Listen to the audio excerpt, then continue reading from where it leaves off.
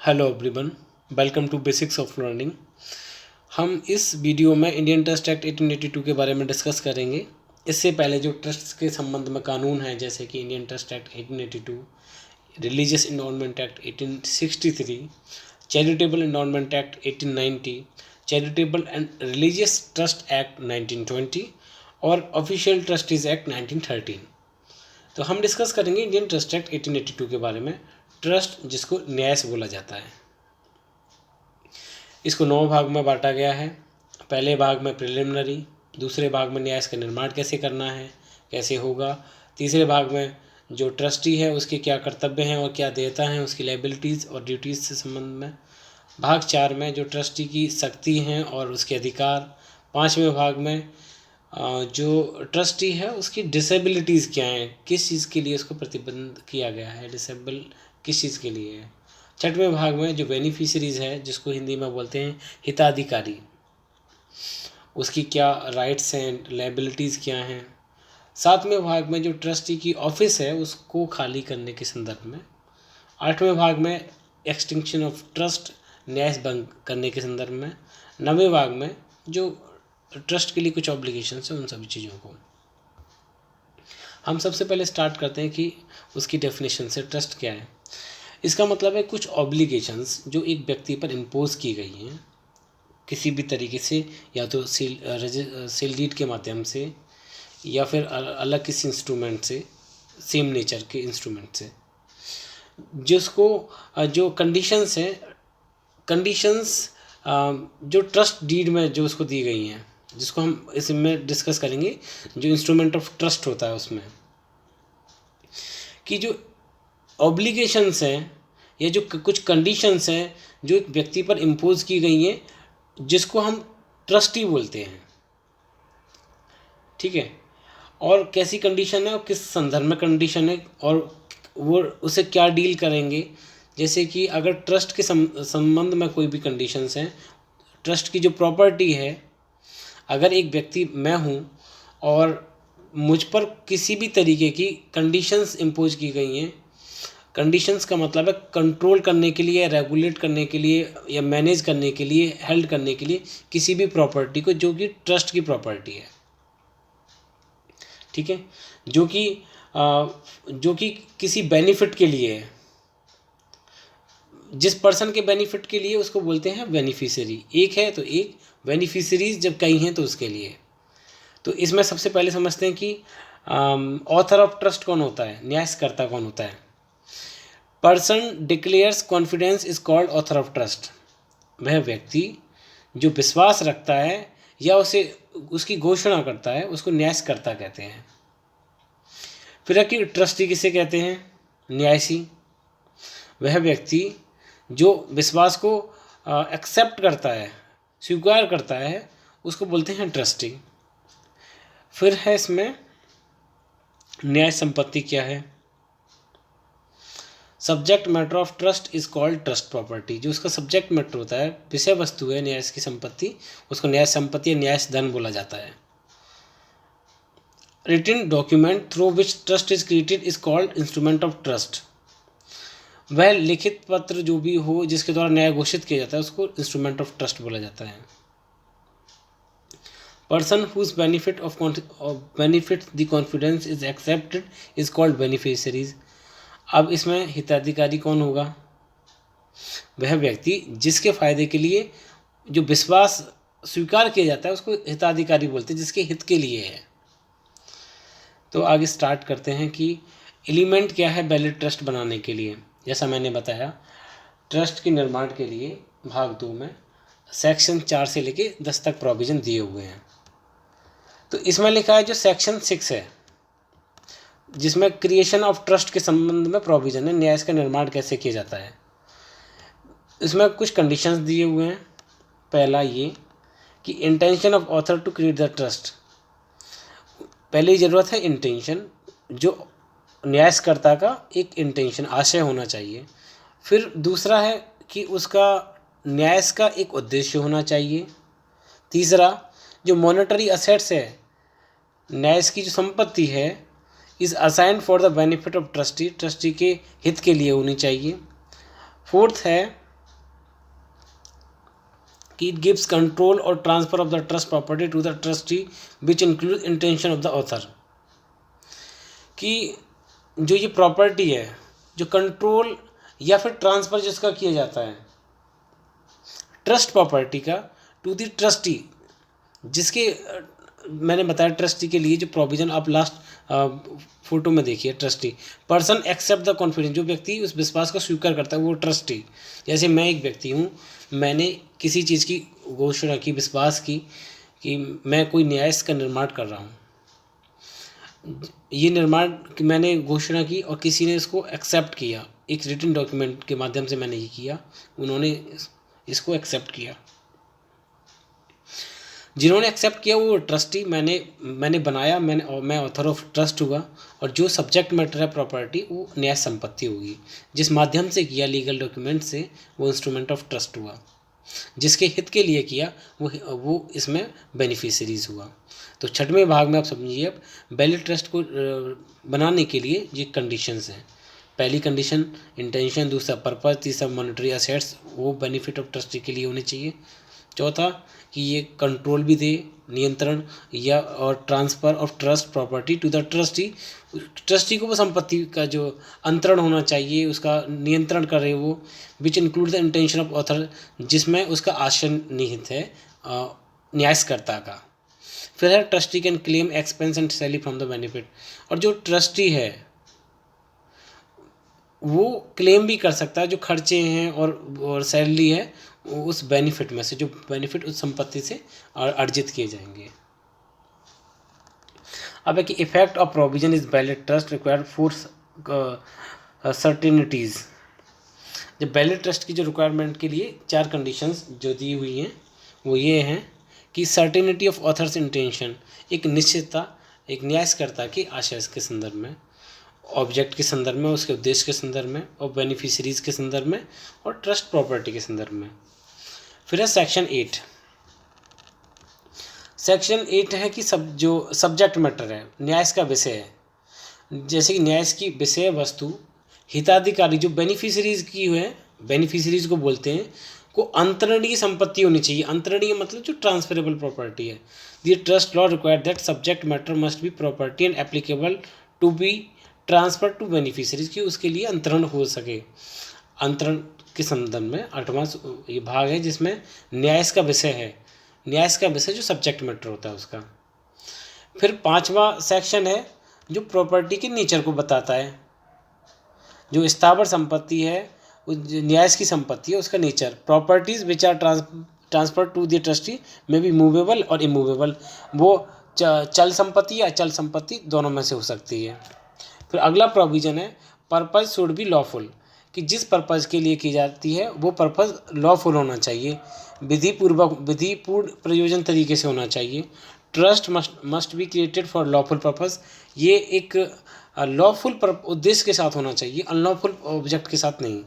क्योंकि where the purpose of trust is unlawful then trust becomes void, तब ये void बन जाएगा, शून्य बन जाएगा। Trust law in India require the purpose should be lawful unless it is not being, ये लॉफुल होना चाहिए अगर ये फॉरबिडन बाई लॉ, किसी दो कानून द्वारा प्रतिबंध नहीं होना चाहिए, फ्रॉडुलेंट तरीके से नहीं होना चाहिए, जब ऐसे नेचर का नहीं होना चाहिए कि अगर परमिट किया गया तो ये जो मेन प्रोविजन से प्रावधान है उसको खराब कर देगा, निरस्त कर देगा। Court regard it as moral और अपोज टू पब्लिक पॉलिसी, या जो पब्लिक पॉलिसी के खिलाफ में नहीं हो, मॉरलिटी के प्रिंसिपल्स के अगेंस्ट में नहीं हो। फिर 7वां है competent to contract. Competent to contract का मतलब है कि कॉन्ट्रैक्ट मतलब होता है यहाँ पर संविदा, कि न्याय कौन कर सकता है, जो संविदा करने के लिए सक्षम व्यक्ति है। संविदा कौन कर सकता है? संविदा करने के लिए जो एज ऑफ मेजॉरिटी अटेन किया हुआ, जो बालिग हो। It says trust must be may be treated by every person और कॉम्पिटेंट टू कॉन्ट्रैक्ट, जो कॉन्ट्रैक्ट करने के लिए, संविदा करने के लिए कॉम्पिटेंट हो। कॉम्पिटेंट मतलब कि वो उतना एलिजिबल हो, ये उन्हीं के द्वारा क्रिएट किया जा सकता है। इट सेज ट्रस्ट में बी क्रिएटेड क्रिया यहाँ पर ट्रीटेड की जगह क्रिएटेड होगा। ये टाइपोग्राफिकल एरर्स को आप अवॉइड कर सकते हैं।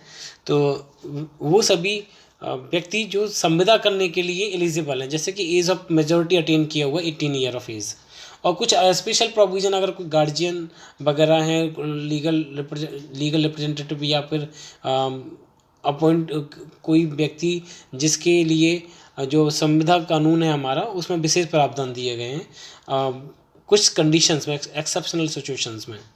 फिर है when trust is created on behalf of minor, permission from civil court jurisdiction should be obtained first. ये जो सेकंड प्रोविज़न है वो उससे रिगार्डिंग में डील करता है। अगर माइनर के द्वारा है तो उसकी परमिशन सिविल कोर्ट के जो क्षेत्र अधिकार आता है उससे प्राप्त की जाए। अब है नवा प्रोविज़न, हिताधिकारी कौन होगा, बेनिफिशियरीज कौन हो सकता है। संपत्ति धारण करने के लिए समर्थ हर व्यक्ति कौन धारण कर सकता है, वो इसका बेनिफिशियरीज हो सकता है। अब है who may be trustees under the trust law की जो 10वां है कि कौन न्यायसी हो सकता है।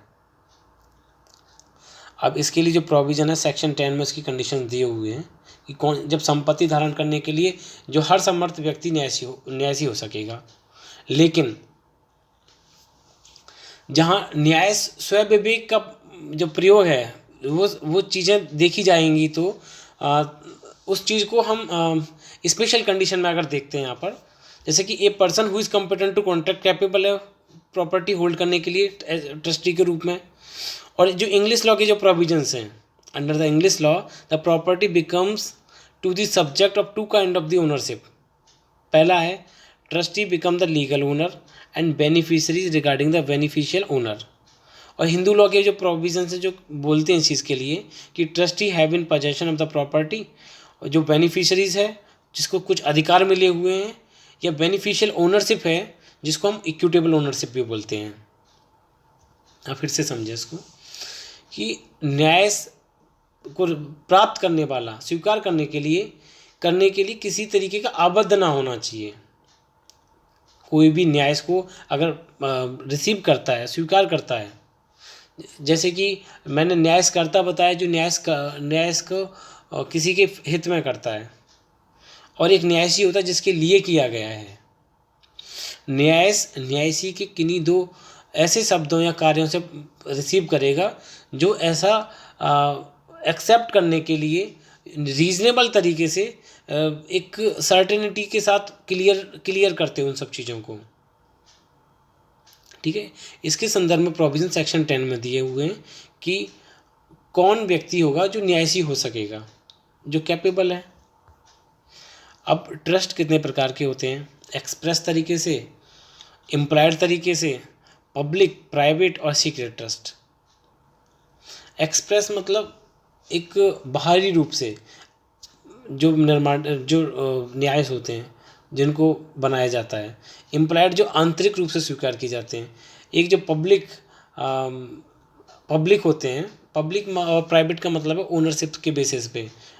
अगर गवर्नमेंट वाले हैं तो पब्लिक, प्राइवेट हैं, गवर्नमेंट नॉन गवर्नमेंट है तो वो पब्लिक, और सीक्रेट जो गुप्त तरीके से हैं। अब इसके बाद में है requirement for starting public trust under the trust law. जैसे कि charitable trust must satisfy these 3 condition. के लिए 3 कंडीशन है चैरिटेबल ट्रस्ट के लिए। पहला, trust must be for the promotion of public benefit, कि ये लोकहित के लिए हो, उनके प्रमोशंस के संबंधित में हो।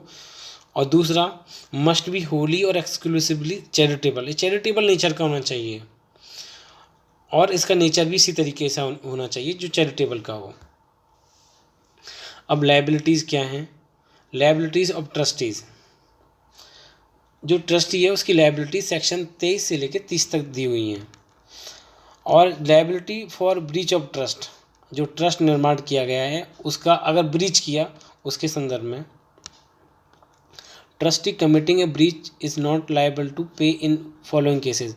लेकिन उसके लिए कुछ एक्सेप्शंस हैं, जैसे कि where he has actually received the interest, where he may be fairly presume to have received interest, where the trustee ought to have received interest.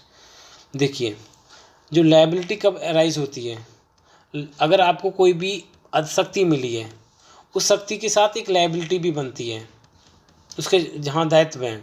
जो न्याय भंग करने वाली जो न्यायाधीश पर कुछ दिशाएं मतलब कुछ कंडीशंस हैं जहाँ पर उनका दायित्व नहीं होता, जैसे कि जहाँ उसने जो न्याय प्राप्त किया हुआ है, जो उसको हित मिले हुए हैं।